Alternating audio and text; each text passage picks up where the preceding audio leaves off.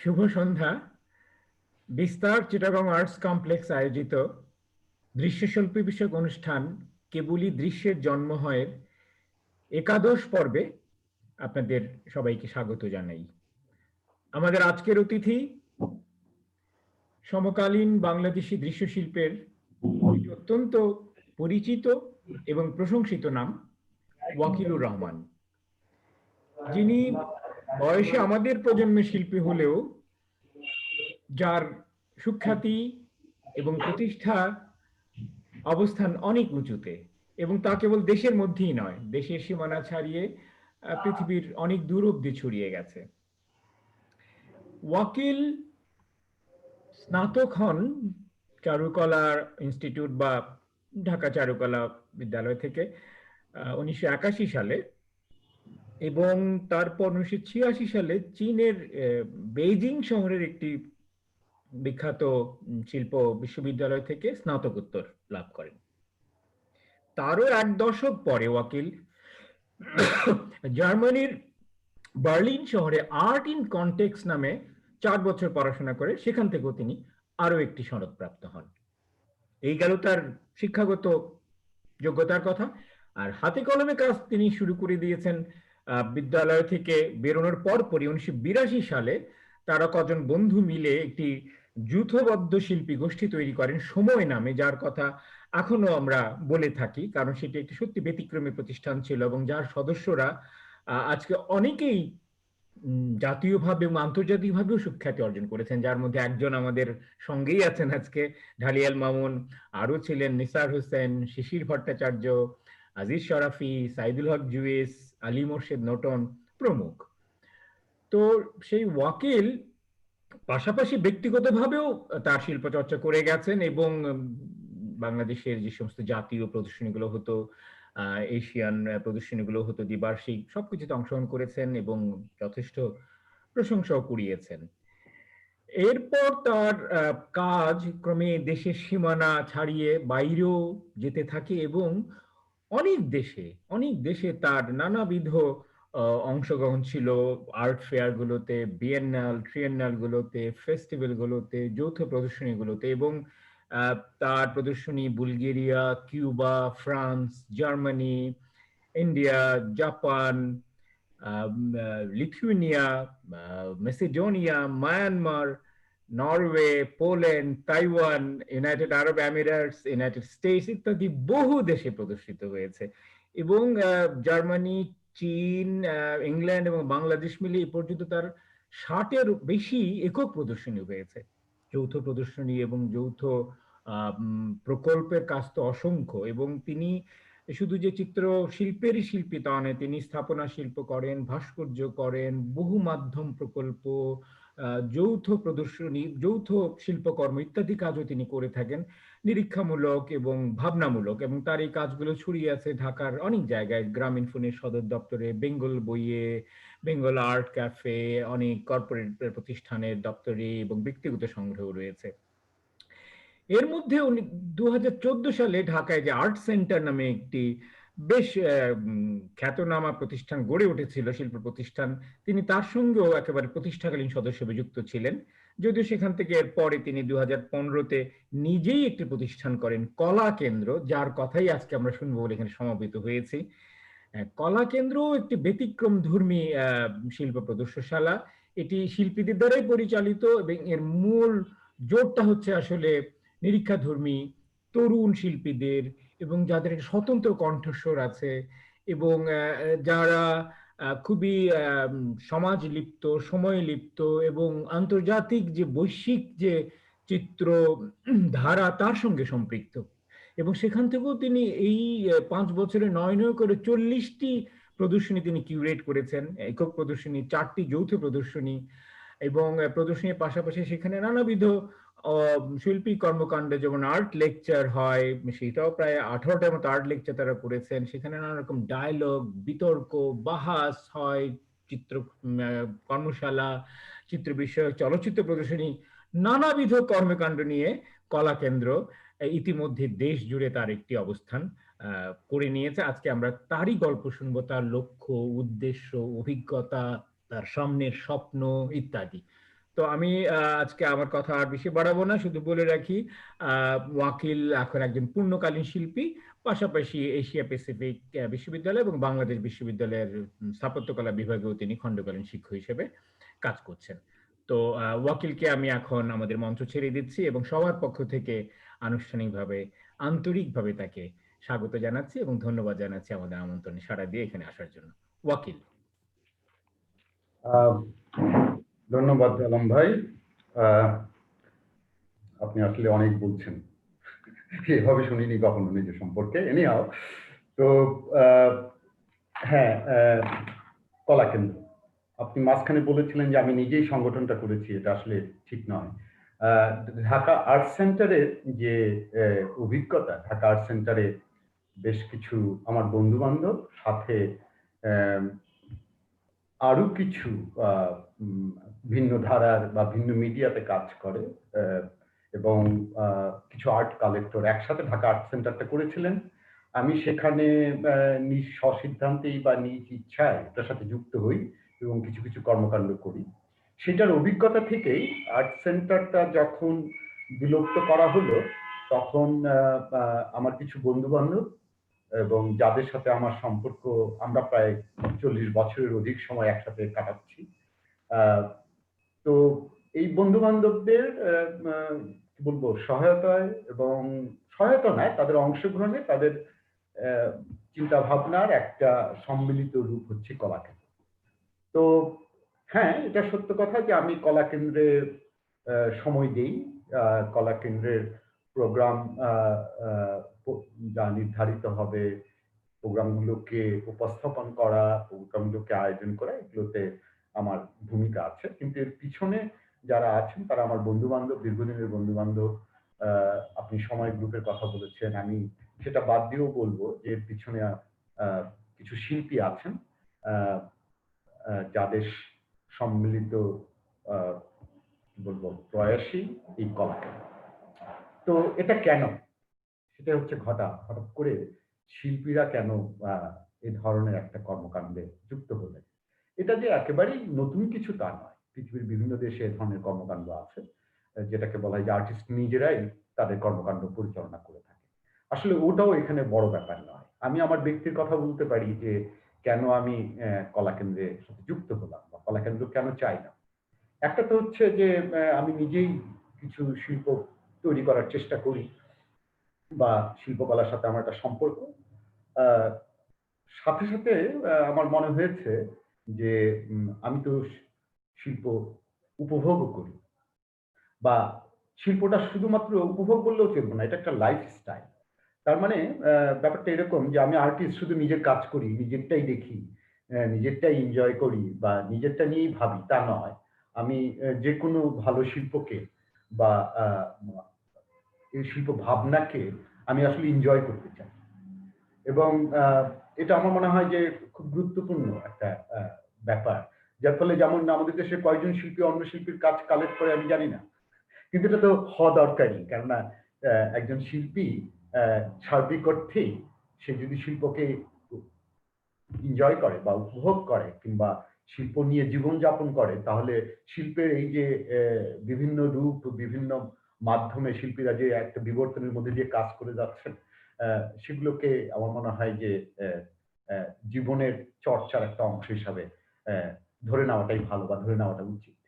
তো সেই ক্ষেত্রে আমার কাছে মনে হয়েছে যে শুধু আমার নিজের শিল্প হবে কেন, আমি যে শিল্পগুলোকে এনজয় করি, যে শিল্পগুলোকে আমার মধ্যে ভাবনা তৈরি করে, যে শিল্পগুলো আমি পছন্দ করি, আমি তো সেই শিল্পগুলোর সাথে থাকতে চাই, সেইগুলোকে দেখাতেও চাই। কেননা এটা একটা আমি চাই যে আমার মতো করে আরো কিছু লোকজন দেখুক। এটা একটা স্বার্থপরের মতো একটা ঘটনা বোধ হয় যে আমি আমার পক্ষে কিছু লোক টানতে চাচ্ছি। তো একটা হচ্ছে যে আমি নিজে যেরকম শিল্পকর্ম করতে চাই, আমি একই সাথে অন্য শিল্পীদের কাজকেও উপভোগ করি বা আমি দেখি, এটা আমার জীবনের একটা অংশ। এবং সেটা আমি অন্যের সাথে শেয়ার করতে চাই, দেখাতে চাই।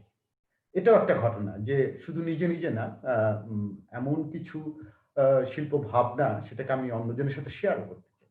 তো তো এই ধরনের একদম তাড়না থেকেই আসলে আমার মনে হয় যে আমার এবং আমার বন্ধু বান্ধবের এই কলা কেন্দ্রের প্রয়াস যে আমরা সবাই শিল্প চর্চা করি, এটার পিছনে যারা আছে তারা সবাই স্ব ক্ষেত্রে উল্লেখযোগ্যভাবে আহ, সময় এবং মানে জীবনের অংশ হিসাবে এই শিল্প চর্চা করেন।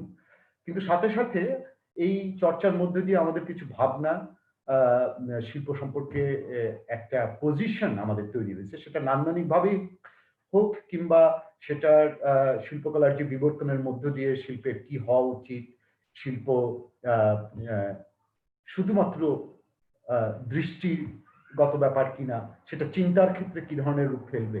তো এই যে পরিবর্তনগুলো সেগুলো এক ধরনের পঠন পাঠন উপভোগ বা একটু জীবনযাপন করার মধ্য দিয়ে আমাদের একটা, আমি বলবো যে এক ধরনের একটা পজিশন তৈরি হয়েছে, এক ধরনের একটা নান্দনিক অবস্থান তৈরি হয়েছে। নান্দনিক অবস্থানটা আমি খুব ওয়াইড সেন্সে বলতেছি। তো আমরা সেই পজিশন থেকেই, সেই অবস্থান থেকেই আমাদের পছন্দনীয় কিছু কাজ, আমাদের পছন্দনীয় কিছু কর্মকাণ্ড, আমাদের পছন্দনীয় কিছু শিল্প ভাবনাকে দেখাতেও চাই। এরকম একটা পরিকল্পনা থেকেই আসলে কলা কেন্দ্র করা। তো আমরা যাত্রা শুরু করি 2015-তে। তো সেক্ষেত্রে আমার পিছনে আমার 5-6 জন বন্ধু বান্ধব আছেন। এটা খুব সিম্পল একটা স্ট্রাকচার। সেটা হচ্ছে যে আমরা নিজেদের অর্থায়নে এটা চলি। তো সার্বিকভাবে কলা কেন্দ্রর আহ, যেভাবে যে প্রক্রিয়ার মধ্য দিয়ে আমরা শিল্পীদেরকে আমন্ত্রণ জানাই এবং তাদের শিল্পকর্ম উপস্থাপন করি, কিংবা শিল্পকর্ম নিয়ে আলাপ করি, আলোচনা করি, বিতর্ক করি, কিংবা শিল্প ভাবনাকে, অন্যান্য ভাবনাগুলোকে এখানে এনে উপস্থাপন করি, আমরা খুব বিনয়ের সঙ্গে, এবং আমি বলবো যে খুব খুব গ্লেজি না, আমার কাছে মনে হয় যে আনুষ্ঠানিকতা বর্জন করে মূলত শিল্পের গভীরতম যে অর্থগত দিক, সেখানে দিক নিশ্চয় করতে চাই এবং সেটা নিয়েই কথা বলতে চাই। তো যার ফলে আমাদের আয়োজন খুবই সাদামাটা। আমি বলবো এখানে একটা, আমার মনে হয় যে একটা নান্দনিক অবস্থানও আছে। আমি যদি দেখি যে আমাদের দৃশ্যশিল্পের সমস্ত আয়োজন খুব সার্বিকভাবে বলতে গেলে এখন একটা কি বলবো, একটা ইভেন্ট, একটা শো জাতীয় জিনিসপত্র যেন একটা ভাবনা বা একটা খুব অবসম্ভাবী হয়ে পড়ছে আর কি। এই প্রত্যেকটা জায়গায় এরকম একটা সিচুয়েশন মনে হচ্ছে যেন দৃশ্যশিল্প শুধু এইভাবেই কমিউনিকেট করে। এটার সাথে অর্থের যোগাযোগ, এটার সাথে কি বলবো আয়োজন জৌলুসের যোগাযোগটা অনেক বেশি। কিন্তু আমার মনে হয় যে শিল্পী তার শিল্প উৎপাদন এবং সে প্রদর্শনী করে, কিন্তু এর পিছনে তার যে ভাবনা, তার যে চিন্তা, তার যে অর্থবহ সময় একটা প্রক্রিয়ার মধ্যে দিয়ে যে উপস্থাপন করে, সেদিকে দিক নির্দেশনাও প্রয়োজন। তো আমরা ওই দিকটিতেই আসলে গুরুত্ব দিতে চাই।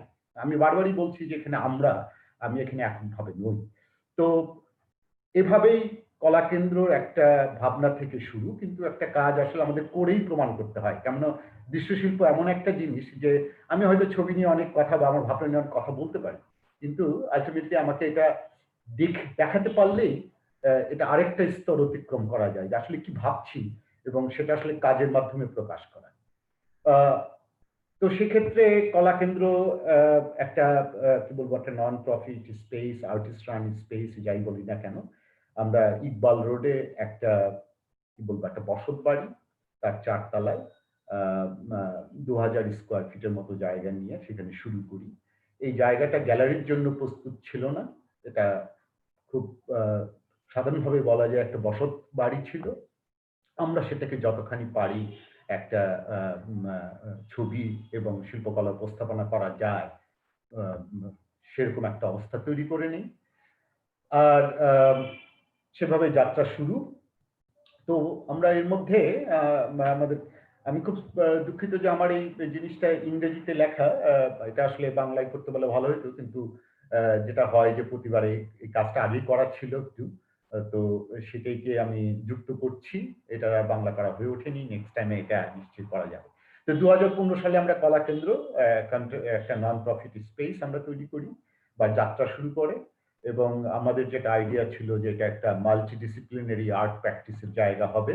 এখানে আমরা এক্সপেরিমেন্টাল কনটেক্সট ওরিয়েন্টেড আর্টকে দেখাবো, যেটা বাংলাদেশের আর্টিস্ট্রি কনটেক্সটে, এবং যেখানে এক ধরনের আর্টিস্টিক ডিসকোর্স, সৃজনশীলতা, এটার প্র্যাকটিস, প্রোডাকশন সিস্টেম নিয়ে আলাপ হবে, এবং এটা নিয়ে এক ধরনের তর্ক বিতর্ক হবে। এবং আমাদের এক্সিবিশনগুলো আমরা একটু গুছিয়ে করতে চাই, যেটাকে এখনকার ভাষায় বলা যায় যে কিউরেটোরিয়াল প্র্যাকটিসের মাধ্যমে। আমাদের সত্যি আমাদের দেশে তো এ ধরনের ঠিক কিউরেটোরিয়াল প্র্যাকটিস ঠিক মানে একাডেমিক্যালি এখানে পড়াশোনা করে অভিজ্ঞতা নেওয়ার জায়গা আমাদের নেই।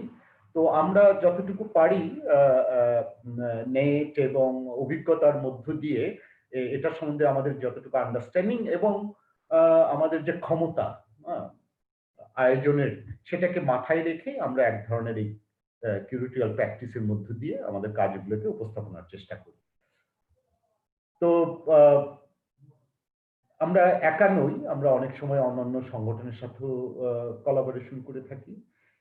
আমাদের যেটা মূলত উদ্দেশ্য ছিল যে আর্ট, আর্টিস্ট এবং দর্শকদের মধ্যে একটা সংযোগ, আন্ডারস্ট্যান্ডিং বা এক ধরনের সংযোগ তৈরি করা, এবং আমাদের কর্মকাণ্ডগুলি অত্যন্ত আমরা এনভায়রনমেন্টকে কনসিডারেশনে নিয়ে, আমাদের সামাজিক এবং অবস্থানকে মেনে নিয়ে, এবং সেভাবে যাতে আমাদের প্রোপাগান্ডা, আমাদের ডিজাইন, ম্যাটেরিয়াল, আমাদের কাজকর্ম, আমি সার্বিক অর্থে বলতে চাই এটা একটা নির্দিষ্ট অ্যাস্থেটিক্স এর মাধ্যমে, সেই অ্যাস্থেটিকটা আমি একটু ওয়াইড সেন্সে বলতেছি যে আমাদের আচার আচরণ, উপস্থাপনা সবকিছুর মধ্যে যাতে এক ধরনের একটা সম্পর্ক থাকে, এবং সেভাবে আমরা উপস্থাপনা করার চেষ্টা করি।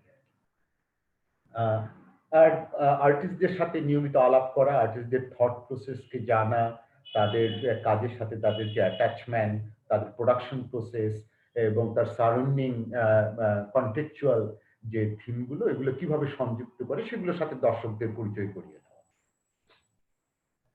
তো এ পর্যন্ত আমাদের এক্সিবিশন, সলো এক্সিবিশনের সংখ্যা 49। 4টা গ্রুপ এক্সিবিশন আমরা করেছি। আসলে গ্রুপ এক্সিবিশনের জন্য আমাদের জায়গাটা আসলে খুব বড় জায়গা না হওয়ার কারণে আমরা কখনো গ্রুপ এক্সিবিশনের দিকে যাইনি।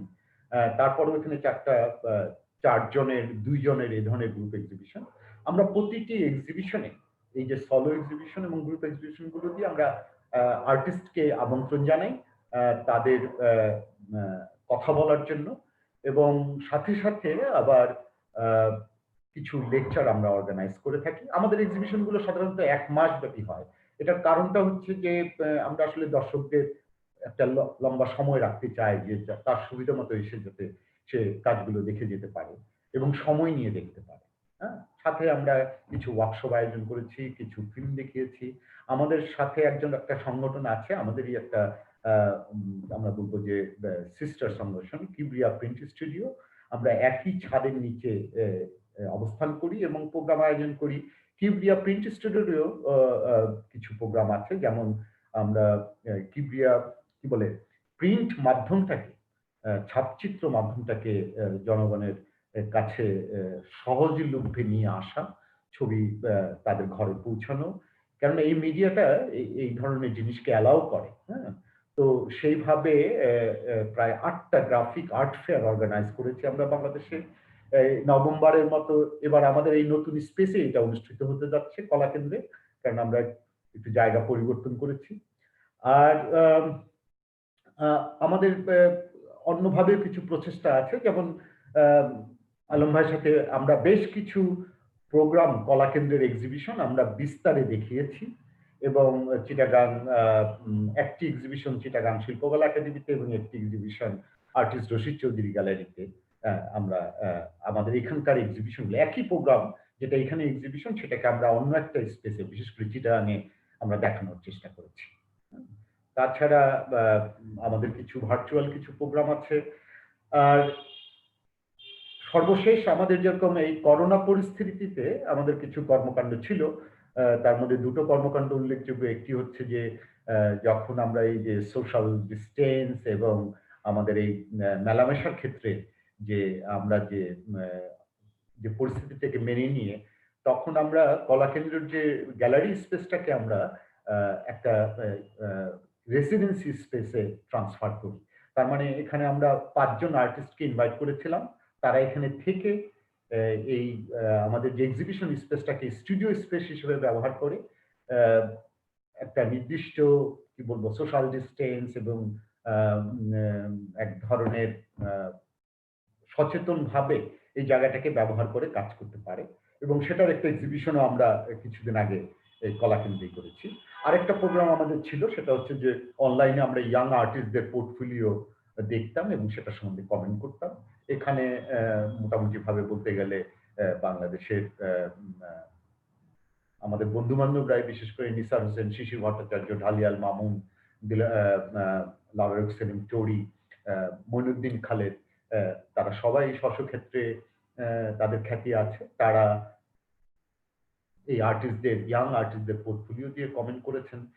সেটাও আমরা খুব আমার মনে হয় যে খুব উল্লেখযোগ্য একটা প্রোগ্রাম, কেন এখানে উল্লেখযোগ্য পার্টিসিপেশন ছিল এবং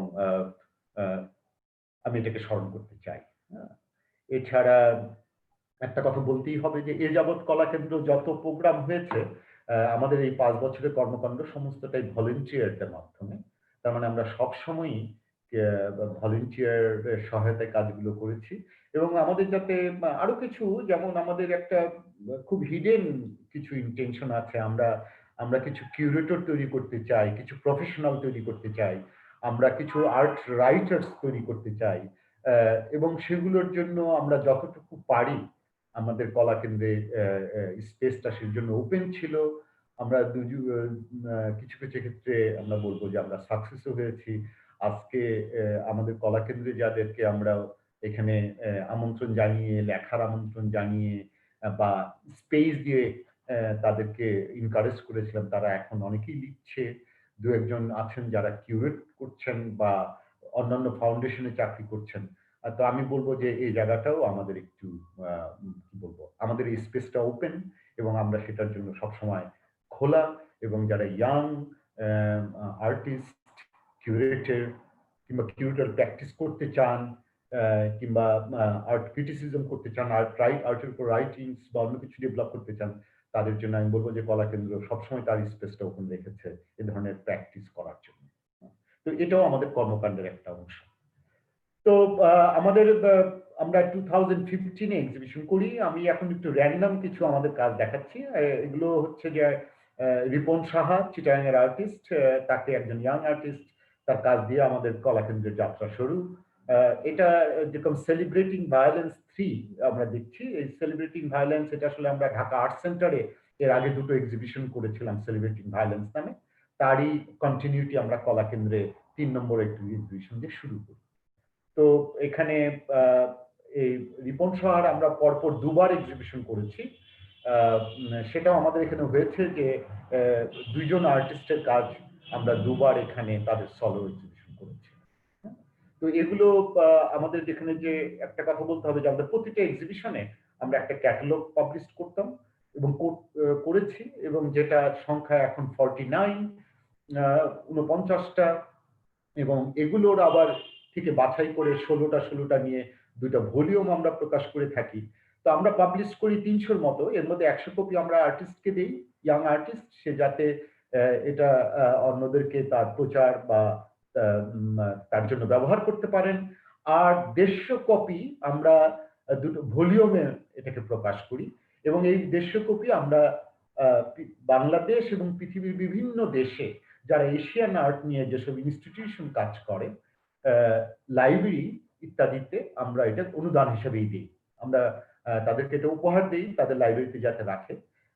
এতে আমরা কিছু ফলাফল পেয়েছি। আজকে আমাদের পার্শ্ববর্তী দেশ ভারতের বেশ কিছু আর্ট ইনস্টিটিউশনের লাইব্রেরিতে আমাদের এই ফোলিওগুলো আছে। তো বাংলাদেশের আর্টের ইয়াং আর্টিস্টদের অবস্থান এবং তাদের কর্মকাণ্ড সম্পর্কে তারা এই ক্যাটালগ থেকে জানতে পারে। তো আমি বলবো যে এটা একটা আমাদের আর্কাইভ ম্যাটেরিয়াল হিসাবে এবং বাংলাদেশের কি বলবো ইয়াং আর্টিস্টদের একটা প্রেজেন্টেশন ফর্ম হিসাবে এই ক্যাটালগুলি একটা গুরুত্বপূর্ণ ভূমিকা রাখে বা রাখবে। তো রিপন সাহার এই ক্যাটালগ বা তার ইনভাইটেশন কার্ড কিংবা তার এক্সিবিশনের কিছু ইমেজ আমরা দেখছি। এটা আমাদের ওই যে বললাম যেখানে আর্টিস্ট হয় খুবই ইনফর্মাল ভাবে। তো এটা আমাদের গ্যালারি কক্ষের ভিতরে এই ধরনের একটা আর্টিস্ট স্টকের উদাহরণ। কখনো কখনো একটা সার্কেল ফর্মে, এটা ডিপেন্ড করে উপস্থিতির উপর, এবং এটা সরাসরি খুবই আলোচনা, একটা প্রাণবন্ত আলোচনা হয়ে ওঠে।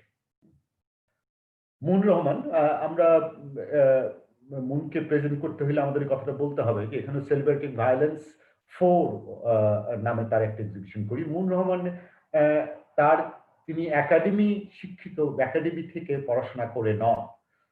তিনি তার স্ব উৎসাহে ছবি আঁকেন এবং তিনি খুব প্যাশনেট ভাবেই ছবি আঁকেন, এবং তার ছবির মান এবং তার অবস্থান নিয়ে আমাদের খুবই পজিটিভ ওপিনিয়ন আছে।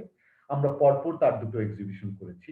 এটা গুরুত্ব দিয়ে বলার এই কারণ যে কলা কেন্দ্রের যেসব আর্টিস্ট বা শিল্পীকে আমরা আমন্ত্রণ জানাই, এটা একাডেমিক কেন্দ্রিক নয়। একাডেমিক কোয়ালিফিকেশন এটা আমাদের জন্য গুরুত্ব বহন করে না, বরঞ্চ তার ছবি শিল্প চর্চার ক্ষেত্রে তার যে প্যাশন এবং তার সিরিয়াসনেস এবং তার অরিজিনালিটি, তার এই জিনিসগুলো আমাদের কাছে অনেক গুরুত্বপূর্ণ। তার ভাবনা, তার প্রকাশভঙ্গি, তার ল্যাঙ্গুয়েজ এবং উপস্থাপনা। হ্যাঁ, তো এক্ষেত্রে আমরা শুধুমাত্র একাডেমি, আমাদের এখানে একাডেমিক কেন্দ্রিক যে চর্চা সেটাকে গুরুত্ব দিচ্ছি তা নয়। এটা আমাদের অবস্থানটা বোঝানোর জন্য এটাকে একটু জোর দিয়ে বললাম। তারও আমরা দুবার এক্সিবিশন করেছি। এটাও মনের কাজ।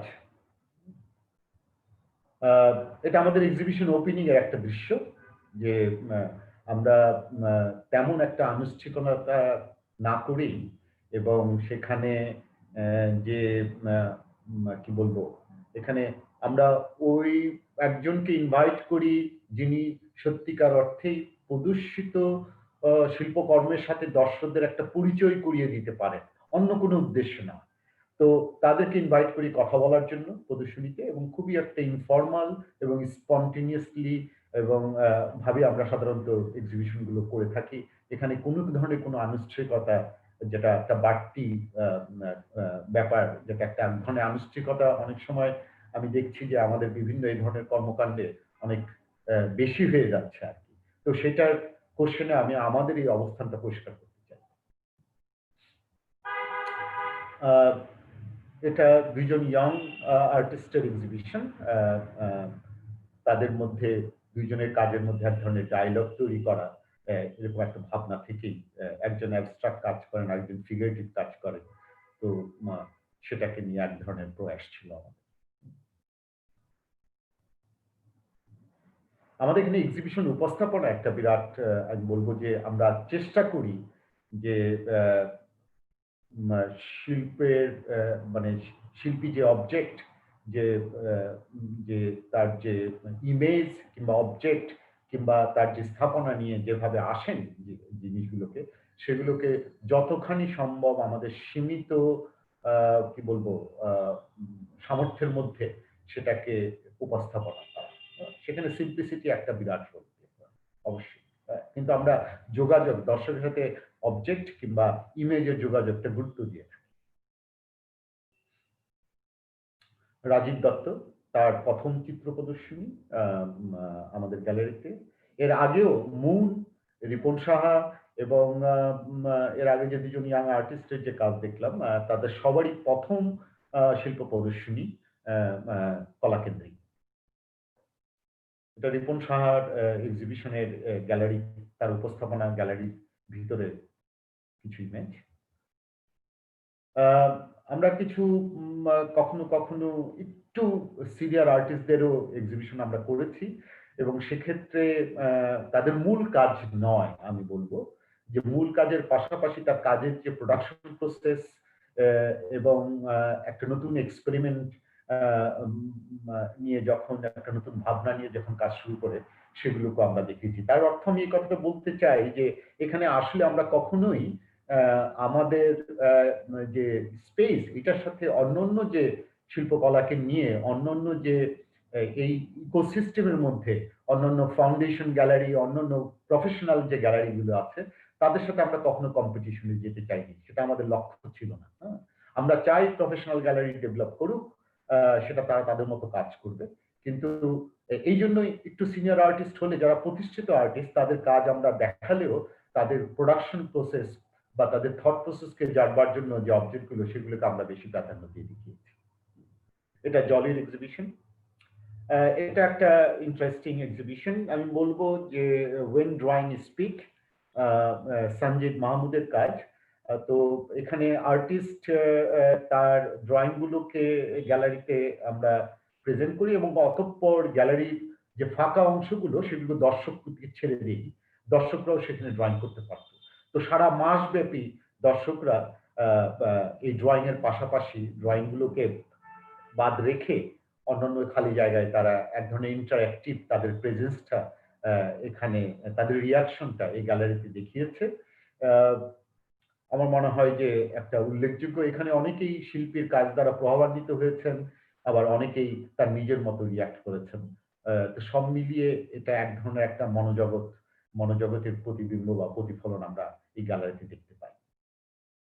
এটা হচ্ছে একদম শেষের দিকের ছবি সঞ্জিত মাহমুদের এক্সিবিশনের।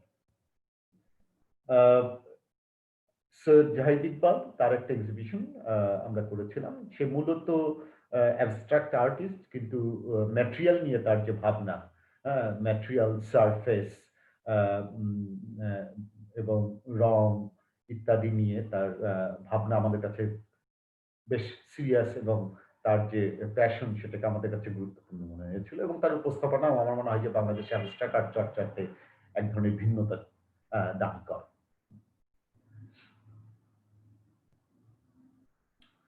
আমাদের এখানে বেশ কিছু আমরা ফটোগ্রাফার বা কন্টেম্পোরারি বাংলাদেশের যে ফটোগ্রাফি আর্টের চর্চা হচ্ছে তার কিছু উদাহরণ আমরা এখানে দেখিয়েছি। এটা সালমা আবিদিন পিথি, তার এক্সিবিশন, তার একটা সলো এক্সিবিশন। তারও আমার মনে হয় যে প্রথম সলো এক্সিবিশন এখানে। সঞ্জিত মাহমুদেরও এখানে তার প্রথম এক্সিবিশন ছিল কলাকেন্দ্রে। এটা পিথির কাজের একটা অংশ, তার একটা ইমেজ। কাশ্মীর সামিয়া, তারও প্রথম এক্সিবিশন, সেটাও কলাকেন্দ্রে।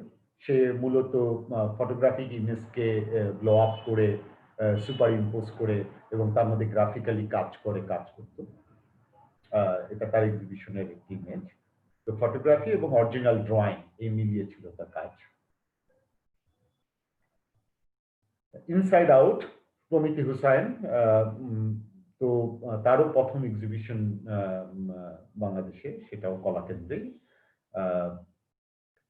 ওয়ার্ক অন পেপারের উপরে বিভিন্ন মিডিয়াতে সে কাজ করে, যেখানে nature, women and other aspect যেখানে গুরুত্বপূর্ণ ভূমিকা পালন করে। তো এখানে একটা ইন্টারেস্টিং, যেটা আমরা একটা এই ৪৯টা এক্সিবিশন আয়োজন করার পর যেটা আমরা সচেতনভাবে করিনি, কিন্তু পরে দেখা গেল যে আমাদের এক্সিবিশনের একটা বিরাট অংশ, আমি বলবো যে অর্ধেকের চেয়ে বেশি, সেটা ইয়াং ওমেন আর্টিস্ট। আমি জানি না ইয়াং ওমেন আর্টিস্ট এটা এইভাবে বলা যায় কিনা, কিন্তু এর মাধ্যমে আমাদের এখানে আমরা যাদেরকে সৃজনশীল এবং যাদের সিরিয়াস প্র্যাকটিস দেখতেছি, সেখানে সেটাকে যদি একটা উদাহরণ হিসাবে নেই, তাহলে এই ইনফরমেশনটা একটা গুরুত্বপূর্ণ ভূমিকা রাখবে এবং আমাদের অবস্থান। এটা মুস্তফা জামান, প্রতিষ্ঠিত শিল্পী, শিল্প সমালোচক, আর্ট রাইটার এবং এডিটর। তার একটা খুবই গুরুত্বপূর্ণ এক্সিবিশন কলাকেন্দ্রে, মূলত অবজেক্ট অ্যান্ড ইনস্টলেশন, হোল গ্যালারিটা ওয়ান পিস এইভাবে দেখা যায়। তো তার খুবই গুরুত্বপূর্ণ আমি মনে করি যে কলাকেন্দ্রের এক্সিবিশনের তার এক্সিবিশনটা অত্যন্ত স্ট্রং একটা এক্সিবিশন ছিল। আমরা বিভিন্ন ধরনের এক্সপেরিমেন্ট করে থাকি। এটা যেরকম একটা যে আমরা সাধারণত আর্টিস্টদের নাম দেখে অনেক সময় অনেক দর্শকরা, আমরা জানি এটা মার্কেটে একটা রোল প্লে করে যে কোন আর্টিস্টের কাজ এবং সেটার দাম, সেটাকে আমি কিভাবে উপভোগ করবো এখানে। তো সেক্ষেত্রে আমরা আর্টিস্টদের কাছে কাজ চেয়েছিলাম যে সেখানে তারা কোনো নাম উল্লেখ করতে পারবে না, এবং গ্যালারিতে আমরা কোনো আর্টিস্টকে পরিচয় করিয়ে দিইনি।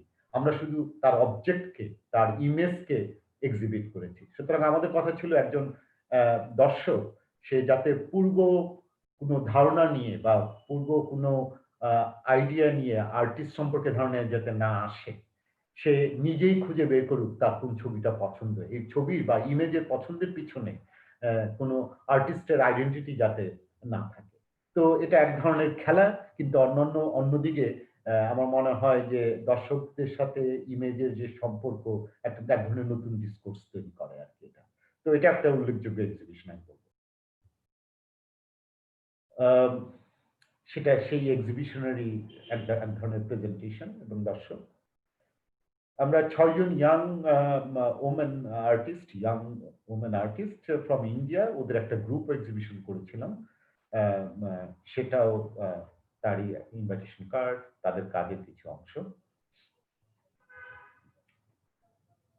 আ আসমা সুলতানা বাংলাদেশ থেকে পড়াশোনা, এখন বর্তমানে কানাডাতে থাকেন। তো উনি কানাডা আমরা এক ধরনের যোগাযোগ ছিল এবং সেভাবেই আমরা তাকে নির্বাচন করি এবং তিনি যখন দেশে আসেন তখন আমরা তার এক্সিবিশনটা কলাকেন্দ্রে, এটাও তার ঢাকায় বোধহয় ১ম সলো এক্সিবিশন। তো এখানে গুরুত্বপূর্ণ যে শুধুমাত্র বাংলাদেশ নয়, বাংলাদেশের বাইরেও ডিয়াসপোরা কমিউনিটির মধ্যে যারা বাংলাদেশ নিয়ে মানে বিভিন্ন একটা সিরিয়াস প্র্যাকটিসের মধ্যে আছে এবং তাদের কাজকর্মগুলো দেশে পরিচয় করাইয়ে দেওয়ার জন্য আমরা ভেবে থাকি, আমরা চেষ্টা করি। এটা হচ্ছে তার একটা উদাহরণ। এবং আসমার এক্সিবিশনটা ব্যক্তিগতভাবে আমার খুবই পছন্দের একটা এক্সিবিশন।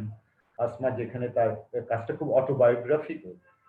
তার মাতৃত্ব এবং কি বলবো এটাকে সাথে তার এই কাজগুলোর সাথে তার ফিজিক্যাল অ্যান্ড মেন্টাল এবং টাইমের যে সম্পর্ক, এগুলোর এক ধরনের ট্রান্সলেশন করেছে সে। সুই সুতা দিয়ে সুই এবং তার চুলকে সুতা হিসাবে ব্যবহার করে কাজ করেছে। খুবই খুবই সেন্সিটিভ এবং আমি বলবো যে নাইসলি প্রেজেন্টেড এক্সিবিশন।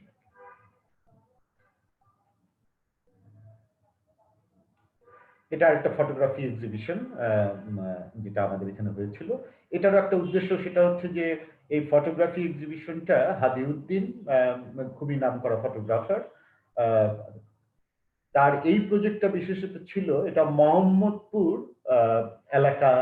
আহ, মোহাম্মদপুর জাস্ট মোহাম্মদপুর অতিক্রম করলে যে শহরের যে কিনারায় যে বসতি, যেখানে একটা হিউজ নাম্বার শ্রমজীবী মানুষ বসবাস করে, যারা শহরের উন্নয়নে একটা সিজনাল সময় ওখানে বসবাস করে, তাদের জীবনযাপন নিয়ে। তো এই যে নেবারহুড নিয়ে আমাদেরকে, আমি একটু জোর দিয়ে বলতে চাই, নেবারহুডদের নিয়ে আমাদের আশেপাশে যারা বসবাস করে, যে মিডল ক্লাস যে এরিয়াটাতে আমরা থাকি, এর আশেপাশের ইতিহাস এবং এই এই মানুষ, এই সমাজ নিয়ে আমাদের এক ধরনের ভাবনা আছে, হ্যাঁ? এবং সেগুলোকে আমরা দেখতে চাই। এর মাধ্যমে এই আমাদের গ্যালারির দর্শক যাতে এই যে অঞ্চলে আমরা থাকি তার সাথে একটা যোগাযোগ সেটা তৈরি হোক, এটা আমাদের অভিপ্রায়। আমার কাছে আমার মতে খুবই স্ট্রং একটা এক্সিবিশন। হাবিবা নওরোজ, তিনিও ফটোগ্রাফি বেজ কাজ করেন, উল্লেখযোগ্য ফটোগ্রাফার আর্টিস্ট এখন, বা আর্টিস্ট বলতে পারি। ফটোগ্রাফার তার মিডিয়াম। সে তার একদম তারও প্রথম এক্সিবিশন কলা কেন্দ্রে, হ্যাঁ, যে এক্সিবিশনটা পরবর্তীতে আমরা চিটাগাংয়েও দেখিয়েছি বিস্তারে।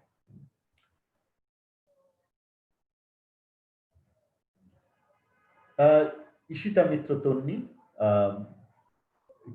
বিভিন্ন ধরনের ম্যাটেরিয়াল, পপ, পপুলার এবং কিচ, এই ধরনের ম্যাটেরিয়াল সংযোগে সে অবজেক্ট তৈরি করে এবং এক ধরনের নতুন স্কাল্পচার, যেটা কিনা তাকে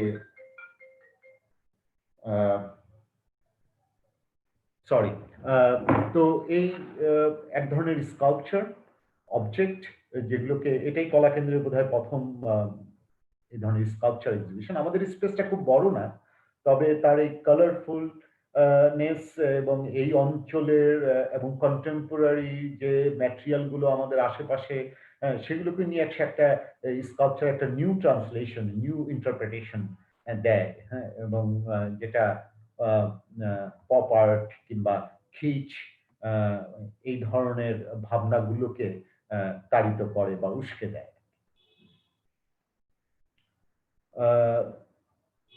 দুলুর পেইন্টিং, হ্যাঁ? আহ, তার সাথে দুলু তার এক্সিবিশন কলা কেন্দ্রে তারও কাজ আমি খুব উল্লেখযোগ্য কাজ আমি মনে করি। একটা এক্সিবিশন ছিল চিটাগাং চারুকলা থেকে পাশ করা কাজমি তার সলো এক্সিবিশন সেও মূলত ন্যাচারালিটি এবং ফর্ম কালার এবং তার কাজ অবজেক্ট একটা থ্রি ডাইমেনশনাল হয়ে ওঠার প্রবণতা কাজের মধ্যে যেগুলো আমি মনে করি যে একটা আহ, উল্লেখযোগ্য ছিল।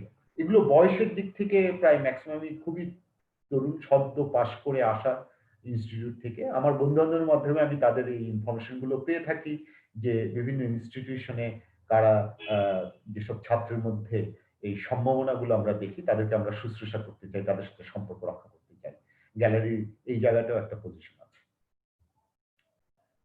Lost in transition Afrida Tanzim Mahi তিনিও খুবই তরুণ বা তরুণী একজন যে চারুকলাতে পড়তে চেয়েছিল কিন্তু ভর্তি হওয়ার আগেই তার সাথে আমার পরিচয় তার প্র্যাকটিস এবং প্যাশন এবং তার যে ইমেজ এবং ভাবনা আমাকে অভিভূত করে আমি তার একটা এক্সিবিশন করি কিন্তু দুঃখের সাথে খুব স্যাড যে এক্সিবিশন চলাকালীন সে নিজেকে সরায় নেয় সে সুইসাইড করে তো এটাও আমাদের একটা কি বলবো যে কাজ দেখে আমরা লোভ সামলাতে পারিনি আমরা শেয়ার করতে চাইছি অন্যদের সাথে এই জন্যই প্রদর্শনীটা আয়োজন তো তারপরে তার 1 বছর পর তার আরেকটা এক্সিবিশন আমরা করি তার মৃত্যু বার্ষিকীকে মনে রেখে আহ, এটা তার প্রথম এক্সিবিশনের ছবি এটা তার দ্বিতীয় এক্সিবিশন সেলফ ডিপিকশন এবং সেখানে আমরা আফ্রিদা মাহির প্রায় 200 পাতা নিয়ে তার একটা মনোগ্রাফি ছাপাই যেখানে কমপ্লিট আফ্রিদা সে নিজে লিখতেন কবিতা লিখতেন তার টেক্সট আছে তার নিজেকে নিয়ে আর্ট নিয়ে তার ভাবনা খুবই গুরুত্বপূর্ণ আমি বলবো যে তার ভাবনা চিন্তাগুলো আমাদের কাছে এটা খুবই ইম্পর্টেন্ট মনে হয়েছে যার ফলে আমরা এই মনোগ্রাফিটা করি যেটা আমাদের এখানে পাওয়া যায় আর কি হ্যাঁ এটাই আমাদের সর্ববৃহৎ প্রকাশনা তো আফ্রিদা মাহির সেলফ ফিকশন এক্সিবিশন ঢালিয়াল মামুন আমরা ঢালিয়াল মামুন সম্পর্কে বলবো আমরা দীর্ঘদিনের একসাথে আছি কলা কেন্দ্রের পিছনেও তার অবদান সে সরাসরি জড়িত তো আমরা তার একটা ড্রয়িং এক্সিবিশন করেছি এটাও তার মূল কাজ আমরা জানি ঢালিয়াল মামুন তার যে প্রজেক্ট যে বিভিন্ন ধরনের যে সে তার পেইন্টিং ইনস্টলেশন সাউন্ডস ফিল্ম ইত্যাদি নিয়ে যেটা বিরাট পরিকল্পনা নিয়ে কাজ করে কিন্তু সেক্ষেত্রে আমরা তার এই মূল কাজ নয় কিন্তু তার এই কাজগুলো করার পিছনে তার যে সে রীতিমতো ড্রয়িং করেন এগুলোকে যেভাবে কল্পনা করেন সেগুলো নিয়েই ছিল আমাদের ভাবনা দর্শকদের সাথে পরিচয় করিয়ে দেওয়া কিন্তু পরবর্তীতে এটা একটা ফুল ফ্লেজেড ড্রয়িং এক্সিবিশনে রূপান্তর ঘটে হ্যাঁ তো খুবই গুরুত্বপূর্ণ এক্সিবিশন আমাদের গ্যালারির জন্য বা আমাদের জায়গার জন্য একজন আর্কিটেক্ট আর্কিটেক্ট তার যে আর্কিটেকচারাল প্র্যাকটিসের জন্য ড্রয়িংকে ব্যবহার করে একটা জিনিস বলে রাখা ভালো এই যে drawing and thinking and drawing এই শিরোনামে আমরা একটা সিরিজ অফ এক্সিবিশন কলাকেন্দ্রে করছি তো সেখানে এই আর্কিটেক্ট তানজিম হাসান সেলিমকে আমরা আমন্ত্রণ জানাই কেননা আমরা আবিষ্কার করি যে সে তার আর্কিটেক্ট চর্চার জন্য সে প্রচুর ড্রয়িং করে থাকে এবং যে ড্রয়িং গুলোর নান্দনিক অবস্থান এবং কি বলবো তার যে অরিজিনালিটি যেটাতে আমরা আস্থা রাখি সেই হিসাবে এই যে ড্রয়িং এর যে ডিফারেন্ট বিভিন্ন ভাবে ড্রয়িং এর যে প্র্যাকটিস আর্টিস্টদের মধ্যে সেটাকেও আমরা উপস্থাপন করতে চাই সেই হিসাবেই আর্কিটেক্ট সেলিমকে আমরা আমন্ত্রণ জানাই এবং তার প্রদর্শনীটা আমাদের এখানে হয় নিসার হোসেন আমার মনে হয় যে খুব বাড়াই কিছু বলবো না তিনিও আমাদের কলাকেন্দ্রের একজন আমাদের সাথী কিন্তু নিসার হোসেনের আমরা একটা আমরা জানি সেও খুব বৃহৎ পরিসরের এবং অনেক সময় নিয়ে পেন্টিং করে থাকেন এবং অন্যান্য কর্মকাণ্ড আছে তারই বেশ অনেক আগে করা তার ইনস্টলেশন এবং কিছু পারফরমেন্স আর্টও করে থাকে বা করেছে আমরা এখানে তার ছোট সাইজের কিছু গ্রাফিক্স এবং তার নতুন ধরনের এক ধরনের কি বলবো প্রয়াস যে তাল পাতা একটা ট্রেডিশনাল ম্যাটেরিয়ালের যে উপস্থাপনা আমাদের এখানে ছিল সেখানে সে নতুন করে তার শিল্পকর্ম সেই ম্যাটেরিয়ালগুলো ব্যবহার করে করেন, তারই একটা উপস্থাপনা আমরা কলাকেন্দ্রে দেখিয়েছি। তার গ্রাফিক্স, প্রিন্ট এবং এই পেইন্টিংগুলো। মাহমুদা তুলি ফটোগ্রাফি বেসড আর্টিস্ট এবং তার এক্সিবিশন। সুমন ওয়াহিদ ঢাকা চারুকলাতে ইয়াং আর্টিস্ট এবং ঢাকা বিশ্ববিদ্যালয়ের চারুকলা বিভাগে পড়ান।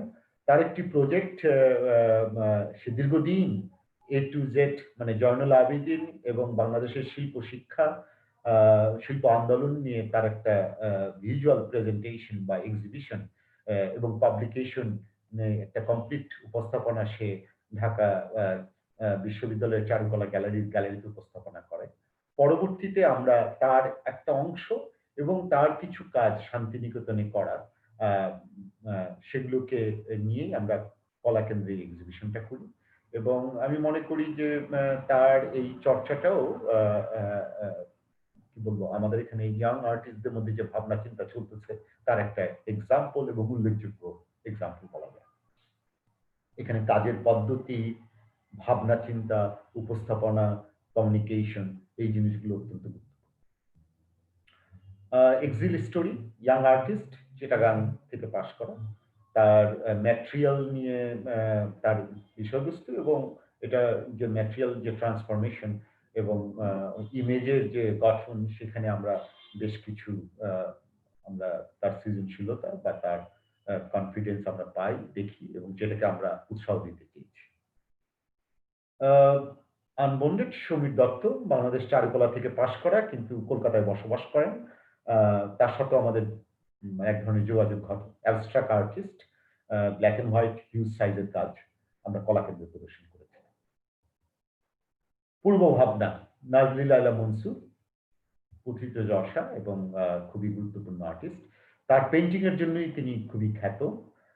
কিন্তু এই পেইন্টিং গুলো করার পিছনে যে প্রসেস, সে এই পেইন্টিং এ তার এই ইমেজ গঠনের জন্য প্রতিটা চরিত্রকে সে কিভাবে এক্সারসাইজ করে, সে টোটাল কম্পোজিশন বা তার স্টোরি টেলিংটা সে কিভাবে করবে, এটার জন্য তার যে সার্বিক যে কর্মকাণ্ড, সেটা আসলে না দেখলে এটা বিশ্বাসযোগ্য নয়।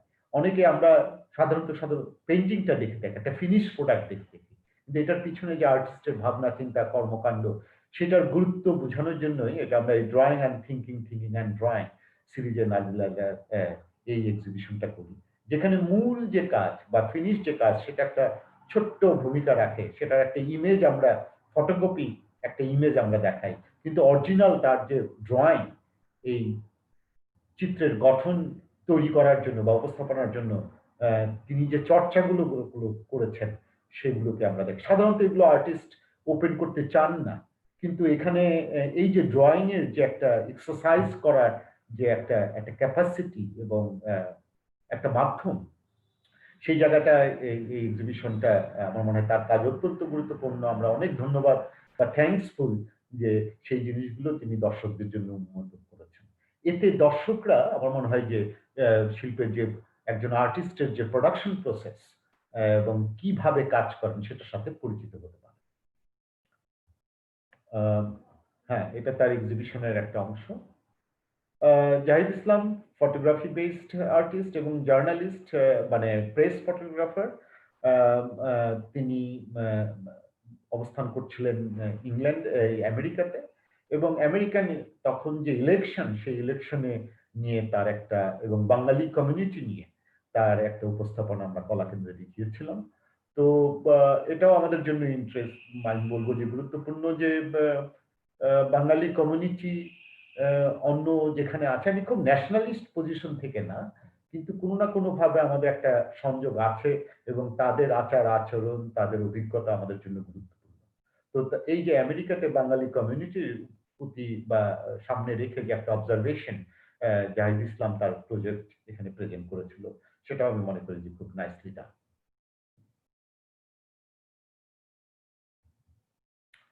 বর্জনামটা আমরা এটা একটা নারায়ণগঞ্জের একটি প্রজেক্ট, নারায়ণগঞ্জে যে আর্টিস্টরা বসবাস করেন সেখানে কবির আহমেদ চিস্তির কিউরেশনে এনভায়রনমেন্ট, নদী, পলিউশন এই এই ভাবনাগুলোকে সামনে রেখে একটা আর্টিস্ট একটা প্রজেক্ট করেন। সেটার ভিজুয়াল প্রেজেন্টেশন তারা নারায়ণগঞ্জে করিয়েছিল। এই ভাবনাটা আমাদের জন্য গুরুত্বপূর্ণ মনে হয়েছে। আমরা পরে তাকে কলাকেন্দ্রে আমন্ত্রণ জানাই ঢাকার দর্শকদের জন্য এই প্রদর্শনীটি। তো এটাও একটা যে আমরা শুধু নিজেরা কিউরেট করি না, আমরা অন্য কিউরেটেড প্রজেক্ট সেটাকে যদি আমাদের জায়গার সাথে এবং আমাদের নান্দনিক ভাবনার সাথে সম্পর্ক তৈরি করে, সেখানেও আমরা আমন্ত্রণ করে থাকি। এটা একটা আমি মনে করি যে এই ডায়লগটা খুব প্রয়োজন আর কি। এক্সিবিশনের একটি ইমেজ, বর্জ্যনামতা এক্সিবিশনটি। ইয়াং আর্টিস্ট, বাংলাদেশ থেকে পড়াশোনা, পরে কলকাতাতেও পড়াশোনা, এখন কলকাতায় জীবনযাপন।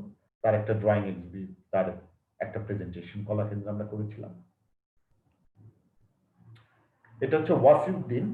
তিনিও আমরা বলছি যে আউটসাইডার আর্টিস্ট। এই আউটসাইডার শব্দটা আর্ট মুভমেন্টে খুবই স্থায়ী বা স্ট্যাবলিশড।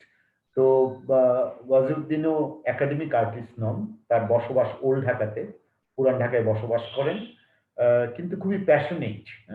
এবং তিনি এই যে আর্টের যে ইকোসিস্টেম, যে আমরা যেটাকে বলি যে আর্টিস্ট, আর্ট, দর্শক, gallerist, curator, collector, art mediator, newspaper, তারপর হচ্ছে আর্ট রাইটার, এই যে টোটাল ইকোসিস্টেম, সেখানে কর্পোরেট মানি, কালেকশন, কালেক্টর, তারপর মিউজিয়ামস, এই কোনোই ধারণা নেই। এগুলোকে ছাড়াই তার ইমেজ তৈরি করতে হয়। তো এই প্যাশনটাকে আমরা গুরুত্ব দেই। এজন্য শুধুমাত্র একাডেমিক কেন্দ্রিক নয়, যাদের এই প্যাশন গুলো আছে সেটা এবং তাদের অ্যাস্থেটিক যদি আমাদেরকে মুগ্ধ করে, আমরা তাদেরকে আমন্ত্রণ জানাই, আমরা তাদেরকেও সঙ্গ দিতে চাই। জাভেদ জলিল খুবই অ্যাক্টিভ আর্টিস্ট, ঢাকা বেস। তার ওই drawing and thinking and drawing সিরিজে তার কাজ আমরা দেখিয়েছি। স্বজনঘাতী রেখা, এটা শেখ আফজাল, ঢাকা চারুকলার শিক্ষক। আমাদের দেশে যখন আমরা এমন একটা, এই যে আমাদের প্রতিটা এক্সিবিশনই, প্রতিটা না হলেও প্রায়শই এক্সিবিশনগুলোর পিছনে আরো কিছু চিন্তা ভাবনাও থাকে। তো আমরা ইদানিং একটা প্রসেসের মধ্যে দেখে নিচ্ছি, এখানে সেন্সরশিপ একটা বিরাট রোল প্লে করে এবং সেটার একটা ডিরেক্ট ইনডিরেক্ট কি বলবো, সরাসরি কিংবা যেভাবে হোক আমরা ফিল করতে পারি যে কার্টুন শিল্প, মানে কার্টুন একটা গুরুত্বপূর্ণ মাধ্যম বক্তব্য প্রকাশ কিংবা আমাদের চিন্তাকে, থট প্রসেসকে প্রভোক্ট করা, আমাদের সোসাইটির বিভিন্ন যে অসঙ্গতি সেটাকে হিউমার দিয়ে প্রকাশ করা। তো এই যে কার্টুন, এটা আমার নতুন কিছু বলার নেই, কার্টুনের একটা বৃহৎ এক্সারসাইজ সারা পৃথিবীতে আছে এবং এটা একটা গুরুত্বপূর্ণ আর্ট ফর্ম। তো আমাদের দেশে মনে হচ্ছে আর্ট ফর্মটা একেবারেই বন্ধ হয়ে যাচ্ছে, পত্র পত্রিকাতে এটা দেখা যায় না, একজন কার্টুনিস্ট এখনো জেলে আছেন। এমন অবস্থায় আমরা বুঝতে পারছি যারা কার্টুন করতেন তারা বিভিন্নভাবেই আর সেই সাহস রাখছেন না বা কোথাও জায়গাও পাচ্ছেন না। তো সেই ক্ষেত্রে শেখ আফজাল আসলে কি করার আছে, একজন আর্টিস্ট তার কমিউনিটি নিয়ে কার্টুন করেছেন, এখানে হয়তো যারা এই কার্টুন চান না তাদের বোধহয় তেমন কিছু বলার থাকবে না। তো তো শেখ আফজাল তার যে শিল্পী বন্ধু বান্ধব এবং পরিবেশ তাদেরকে নিয়ে বেশ কিছু এ ধরনের কার্টুন চিত্র এঁকেছিলেন। আমরা সেই এক্সিবিশনটা করেছি, আমরা যেটাকে বলছি স্বজনঘাতী রেখা। এবং আমি বলবো যে একটা হচ্ছে ও একটা হচ্ছে যে এই বিষয়, কিন্তু অন্যদিক থেকে তার হাতার আকার ভঙ্গি এবং তার বিশেষ করে ক্যারিকাচার কার্টুন আকার, তার যে স্বকীয়তা এবং তার যে দেখার দৃষ্টিভঙ্গি এবং হিউমার, এটা অত্যন্ত প্রশংসনীয় এবং খুবই অরিজিনাল এবং সেটা প্রচুর দর্শক এখানে এটাকে এনজয় করেছে। এটা তারই আঁকা একটা, এখানে অনেককেই চেনা যায়। আর্ট ইন আইসোলেশন, এটা আমাদের ছিল করোনাকালীন সময়ে যে আমাদের কলাকেন্দ্রে যে রেসিডেন্সি স্পেস আমরা বানিয়েছিলাম, তারই যে ফলাফল সেগুলোকে নিয়ে আমাদের যে এক্সিবিশন তারই ক্যাটালগ। এটা ওই সময়কার আর্টিস্টরা আর্ট স্পেসকে কিভাবে ব্যবহার করছেন এবং এক্সিবিশনের দর্শক তাদের কিছু ইমেজ। হ্যাঁ, এটা আমাদের পাবলিকেশন। আমি আগেই বলেছিলাম যে আমরা প্রতিটা এক্সিবিশনে একটা একই ফরম্যাটে আমাদের নিজস্ব একটা ফরম্যাট আছে, সেটাতে আমরা একটা ক্যাটালগ পাবলিশ করি এবং এই ক্যাটালগ গুলো আমরা নির্দিষ্ট কিছু সংখ্যক আমরা বিক্রয়ের জন্য রাখি, যদিও বিক্রয়ের তেমন একটা অবস্থান নেই। তবে এই ক্যাটালগ গুলো বাংলাদেশ এবং দেশের বাইরে যেসব ইনস্টিটিউট এশিয়ান আর্ট বা বাংলাদেশ আর্ট নিয়ে কাজ করেন তাদের লাইব্রেরিগুলোতে, আর্কাইভগুলোতে পৌঁছানোর ব্যবস্থা করি, যাতে বাংলাদেশের আর্ট সম্পর্কে তাদের একটা ধারণা তৈরি হয়, একটা ইনফরমেশন তাদের কাছে থাকে। তো এটা আমরা মনে করি যখন করতাম কাজটা, এটাও আমরা টোটালটাই আমরা বলবো যে আর্টিস্টদের কাছে আমরা কিছু টাকা নিই, অর্ধেক টাকা নিই, আর অর্ধেকটা কলা কেন্দ্রই ইনভেস্ট করে। এর আগে বলে রাখা ভালো যে আমাদের গ্যালারিতে আমরা আমরা গত 5 বছর যে আমরা কর্মকাণ্ড করেছি, এখানে আর্টিস্টের আর কোনো কিছু পে করতে হতো না।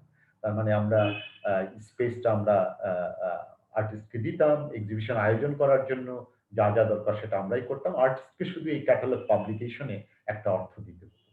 তো সেই ক্ষেত্রে আমরা বলবো যে 5 বছর এভাবে এই স্ট্রাকচারে চলে আসা এবং এই পাবলিকেশন গুলো করা এখন দেখলে খারাপ লাগে না। মনে হয় যে এটা একটা সম্পদ হয়ে রইল বাংলাদেশের কন্টেম্পোরারি আর্ট প্র্যাকটিসের এবং এই ইয়াং আর্টিস্টদের এই কাজগুলো এই ফর্মে উপস্থাপনা বা প্রকাশ করার জন্য। এটা আমাদের একটা আর্ট ডিসকাশনের ছবি যখন আর্টিস্ট টক হয়। এটা বোধহয় ঢালিয়াল মামুনের আর্টিস্ট টকের একটা দৃশ্য। কিবরিয়া প্রিন্ট ফেয়ার, এটা সম্বন্ধে আমি বলেছি আমাদের এই বাহাত্রি কিংবা আমাদের এই একই সাথে আমরা একই ছাদের নিচে দুটো সংগঠন অপছন্দ করি। কিবরিয়া প্রিন্ট ইনস্টিটিউট মূলত প্রিন্ট মাধ্যমটা নিয়ে কাজ করে। তো আগেই বলেছি আমি যে আমরা একটা মেলা আয়োজন করে থাকি বাংলাদেশে। এটা এবার নভেম্বরের মতো এখানে আয়োজন হবে। এটা আমাদের 8ম এক্সিবিশনের পোস্টার। এটা হচ্ছে ওই সেই কিবরিয়া আর্ট ফেয়ারের কিছু দৃশ্য, যেখানে খুব কি বলবো, দর্শকরা নিজের হাতে ছবি নিয়ে যাচাই বাছাই করে ছবিগুলো কিনতে পারেন বা খুবই সুলভ মূল্যে সংগ্রহ করতে পারেন। তো এই পর্যন্তই কলা কেন্দ্র। আমার মনে হয় যে অনেক বলেছি, ব্যাপারটা পরিষ্কারও। সুতরাং সবাইকে ধন্যবাদ এই যে শোনার জন্য। এতক্ষণ অনেকখানি সময় নিয়ে নিলাম বোধহয়। আচ্ছা, স্টপ শেয়ারটা করে দিলে আমরা মূল আলোচনায় ফিরে যাব। আচ্ছা,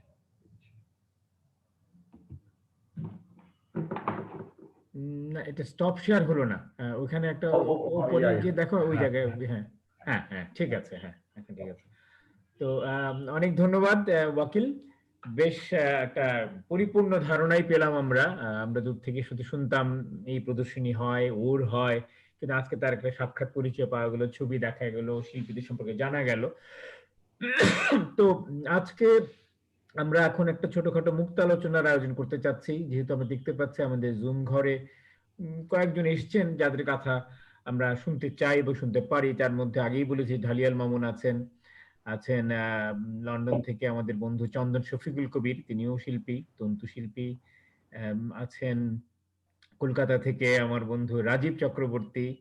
আরো কয়েকজনকে দেখতে পাচ্ছি, তন্ময় মিত্র, নূর আলা সিদ্দিক, দেবাশিস চক্রবর্তী, আমির মাহমুদ, মাহি আবরার।